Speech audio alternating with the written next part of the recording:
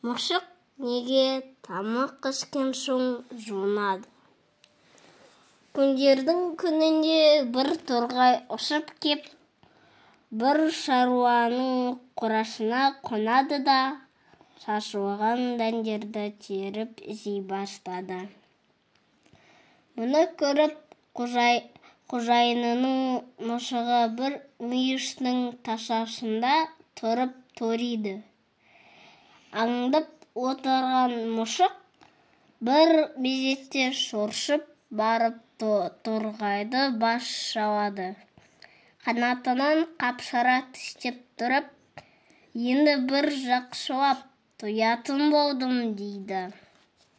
Ей мұшық мырза, ұялсаңшы, жуынғанды ұмытып барасыз ғой өзі. Өзіңіздің қожайыныңыз да оның әйелі де жуынғаннан кейін барып тамақ жейді, дейді торғай.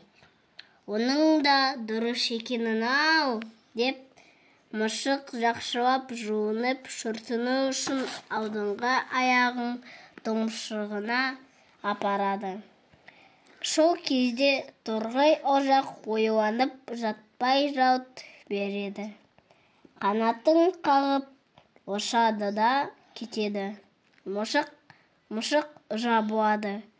Содан бері қарай мұшық атаулы тамақ жегеннен кейін жуынатын болған екен.